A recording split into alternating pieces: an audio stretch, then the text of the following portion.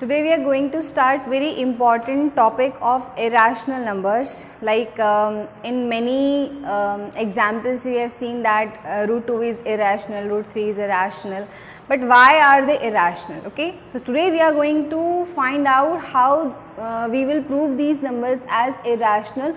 Also we will solve exercise 1.3 all related to irrational numbers. Okay, this is very much important and much awaited topic of the whole sessions that I have concluded.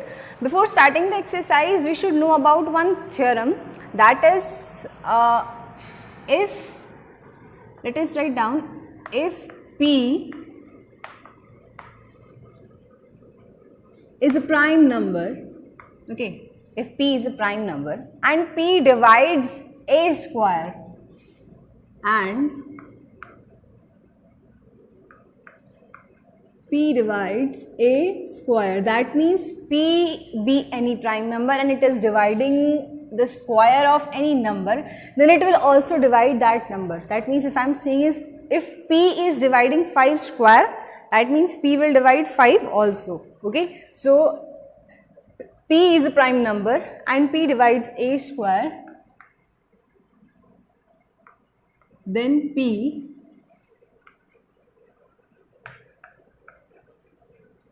also divides A, where A is any positive integer.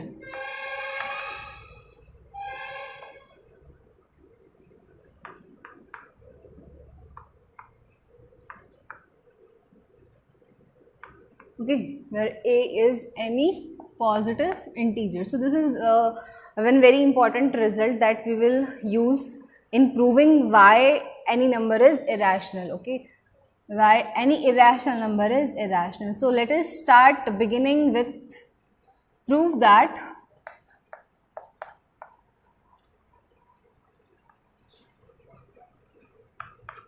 under root 2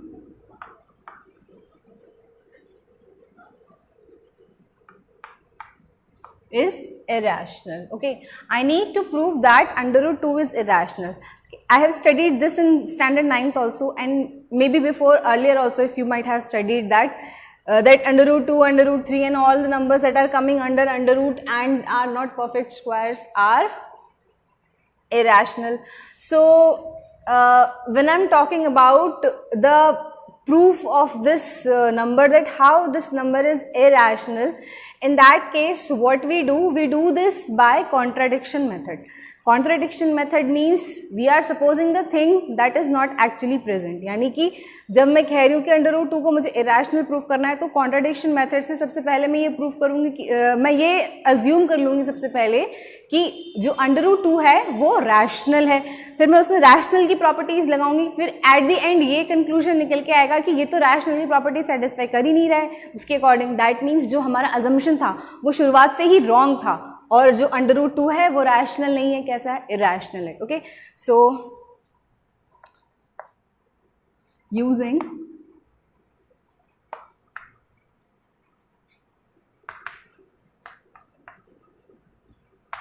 contradiction method, ठीक है, contradiction method का use करते हुए सबसे पहले suppose कर लेते हैं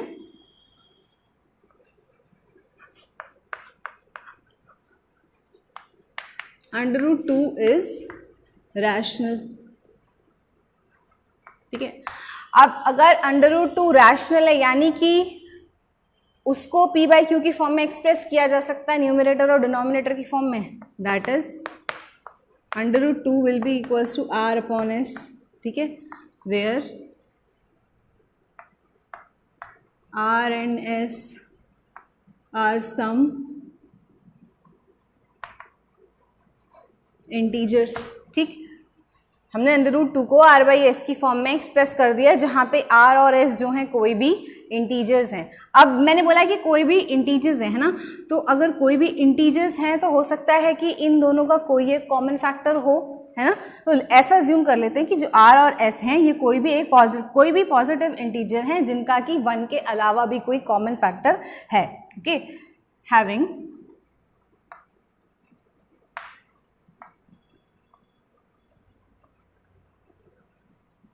a common factor other than 1, ठीक है। 1 के अलावा भी कोई कॉमन फैक्टर है। अच्छा, अगर 1 के अलावा कोई कॉमन फैक्टर है तो अगर मैं दोनों r और s को उस कॉमन फैक्टर से डिवाइड कर दूं, ओके, नाउ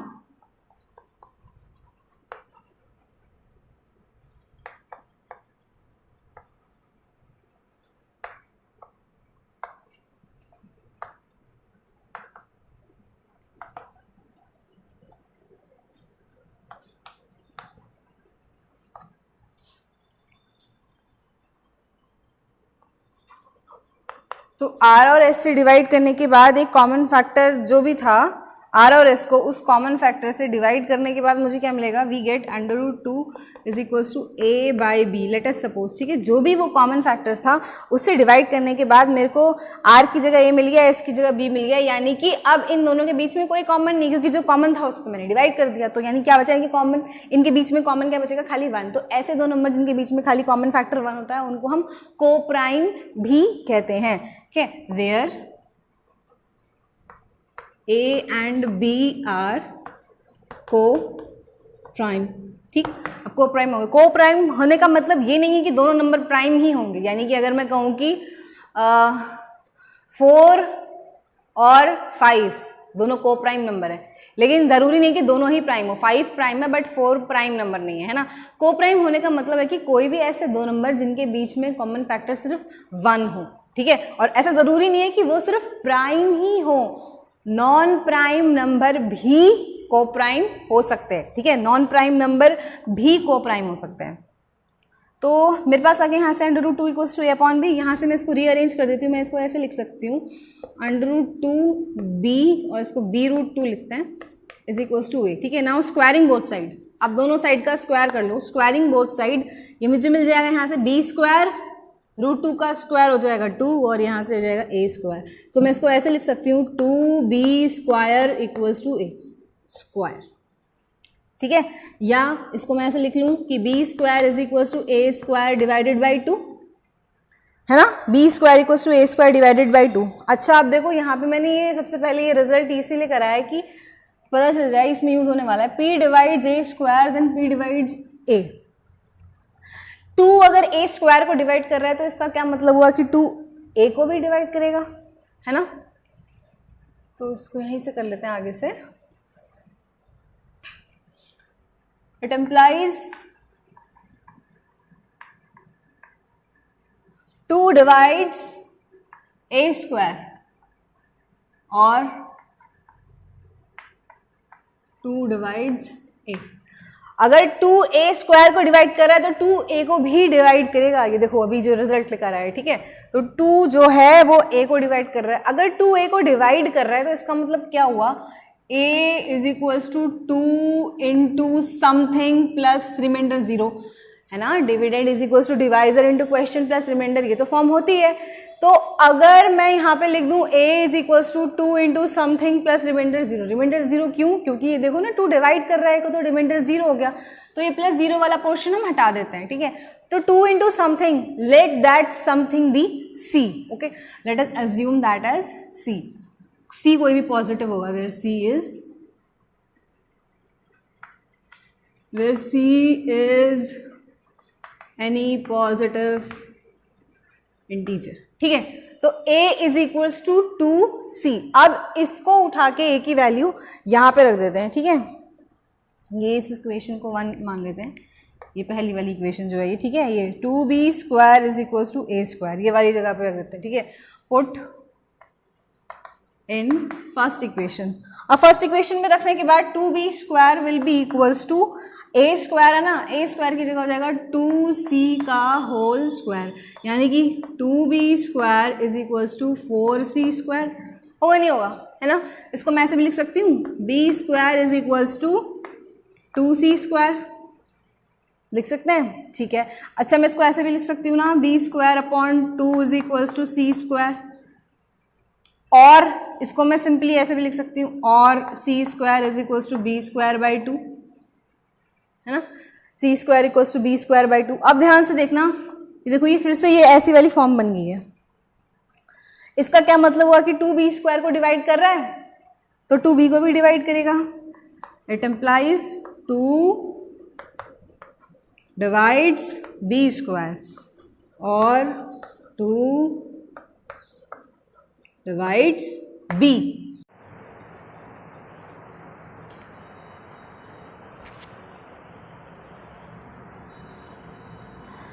2 डिवाइड्स बी, ठीक है। अब देखो 2 जो है बी स्क्वायर को डिवाइड करेगा तो 2 बी को भी डिवाइड करेगा रिजल्ट से। अब ध्यान से देखने वाली बात यहाँ पे कि 2 बी को डिवाइड कर रहा है और अच्छा ये रहा, और 2 जो है वो ए को भी डिवाइड कर रहा है। 2 ए को डिवाइड कर रहा है और 2 बी को भी डिवाइड कर रहा है, ठीक है, यानी कि 2 ए और बी दोनों को डिवाइड कर रहा है। लेकिन हमने यहाँ पे क्या लिखा है, ए और बी जो हैं वो कैसे हैं, को प्राइम नंबर है। को प्राइम नंबर है यानी कि 1 के अलावा कोई कॉमन है ही नहीं। बट हमारे प्रूफ के बाद क्या निकल के आ रहा है कि 2 इन दोनों का कॉमन फैक्टर है। अरे भाई जब वो 2 नंबर को डिवाइड कर रहा है तो इसका मतलब ये हुआ कि वो उनका कॉमन फैक्टर है। But according to our assumption that is wrong. और ऐसा क्यों हुआ? ऐसा इसीलिए हुआ कि जो हमने शुरुआत में अज्यूम किया था कि √2 रैशनल है, ये हमारा अजम्पशन ही गलत था, इसीलिए ये चीज़ प्रूफ नहीं हुई, वरना रैशनल निकल के आता, कॉमन आता ही नहीं, ठीक है। So that is why our assumption is wrong, hence √2 is irrational, ठीक है। ये अराइज क्यों हुआ ये कॉन्ट्राडिक्शन? इस वजह से क्योंकि मैंने अज्यूम ही गलत किया कि √2 जो है वो रैशनल है। इसको गलत अज्यूम करके ही सही प्रूफ करना है। बहुत मज़ेदार मेथड है ये, बहुत ज़्यादा इजी है, ठीक है। So it implies 2 is common factor of A and B both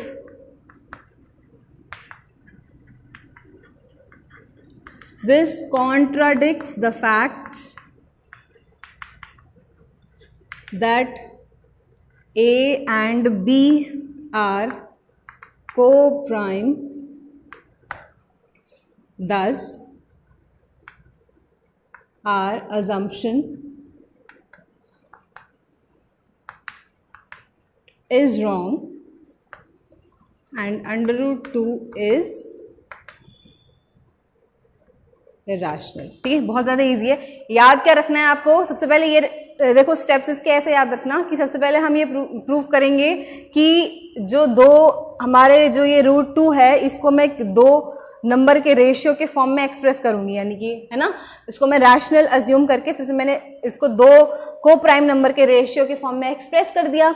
उसके बाद क्या करना है कि जब मैंने इसको रेशियो के फॉर्म में एक्सप्रेस किया और मैंने बोल दिया कि को प्राइम है, तो मेरे को उन दोनों को को प्राइम नहीं दिखाना है, ये दिखाना है कि वो को प्राइम नहीं है, ठीक है। तो मैंने क्या किया, दोनों में कॉमन फैक्टर निकाल के दिखा दिया। 2 कॉमन फैक्टर आ रहा है, 2 कॉमन फैक्टर आ रहा है, यानी को प्राइम नहीं है। को प्राइम नहीं है तो जो हमने शुरू में अज्यूम किया कि √2 रैशनल है वो गलत है, यानी कि √2 कैसा है, √2 इज इरैशनल, ओके।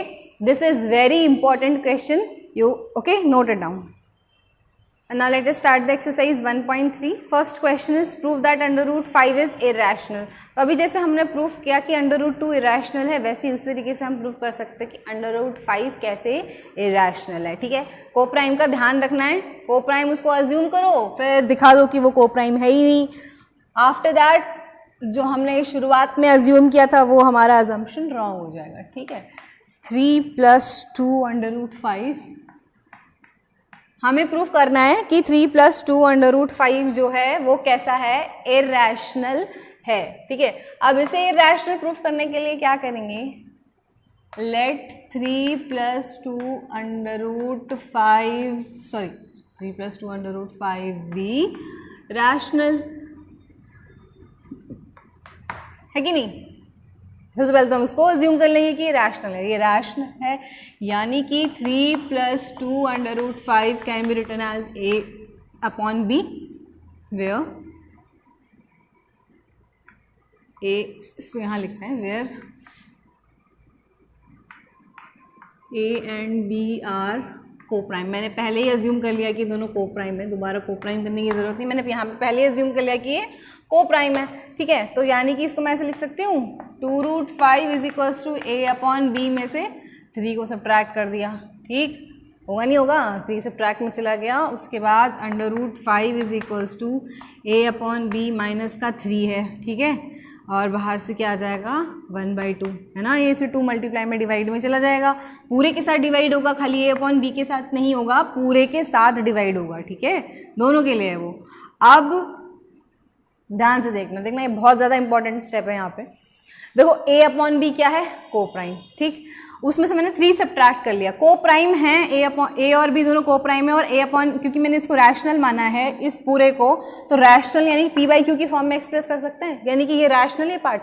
तो किसी रैशनल में से मैं 3 को सब्ट्रैक्ट कर रही हूँ, 3 क्या है, 3 भी तो रैशनल है, रैशनल में से मैंने एक 3 को सब्ट्रैक्ट किया तो मेरे को रैशनल मिलेगा, फिर उस रैशनल नंबर को मैं दोबारा किसी रैशनल से मल्टीप्लाई कर रही हूँ तो मुझे क्या मिलेगा, रैशनल इंटू रैशनल क्या निकल के आएगा, हमेशा रैशनल नंबर, ठीक है। तो यानी कि √5 equals to 1/2 multiplied by a/b minus का 3, जो ये पूरा टर्म है ये क्या हो जाएगा, rational.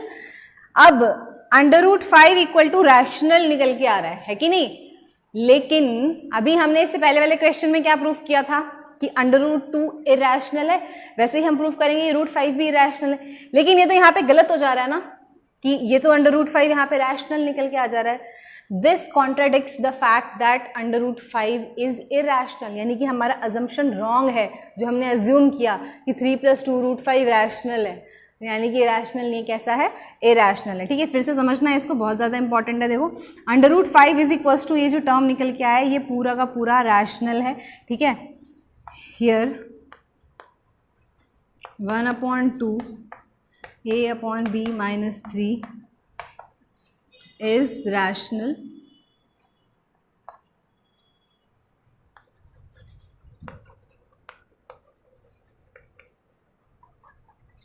which contradicts the fact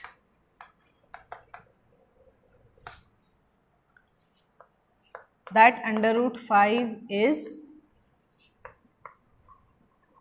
irrational, ठीक है। ये रैशनल है, रैशनल इक्वल टू √5, तो यानी कि √5 रैशनल हो गया ना, √5 इक्वल टू समथिंग, अगर ये रैशनल है तो इसके हिसाब से तो √5 भी रैशनल हो गया, लेकिन हमको पता है कि √5 कैसा है, इरैशनल है, फर्स्ट क्वेश्चन में प्रूफ किया, तो यानी कि ये इरैशनल है, और यहाँ निकल के आ रहा है कि ये रैशनल है, यानी कि ये इस फैक्ट को कॉन्ट्राडिक्ट कर रहा है कि √5 इरैशनल है, यानी कि हमारा अजम्पशन ही गलत था, okay, hence our assumption is wrong. ये कॉन्ट्राडिक्शन अराइज ही इसीलिए हुआ है क्योंकि हमारा अजम्पशन ही गलत है, hence our assumption is wrong या इनकरेक्ट, एंड क्या है, 3 + 2 √5 इज इरैशनल, ठीक है, और ये क्या हो जाएगा, इरैशनल हो जाएगा, okay. Next question, that is prove the following are irrationals, 1/√2, 7√5 और थर्ड है 6 + √2, है ना। पहले इसको देख लेते हैं, 1/√2, तो वही लेट 1/√2 बी रैशनल, ठीक है, मैंने इसको रैशनल अज्यूम कर लिया, that is 1/√2 can be written as a upon b, where